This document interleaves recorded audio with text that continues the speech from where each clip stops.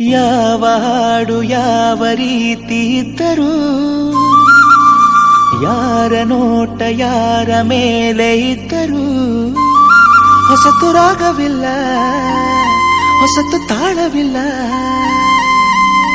ನನ್ನ ಒಂದು ಮಾತಲಿ ಉಂಟು ಒಂದು ಹೊಸ ವಿಷಯ, ಕೇಳುವಷ್ಟು ಸಮಯ ನಾನೆಲ್ಲಿ ಬಿಚ್ಚಿಕೊಡುವೆ ಹೃದಯ.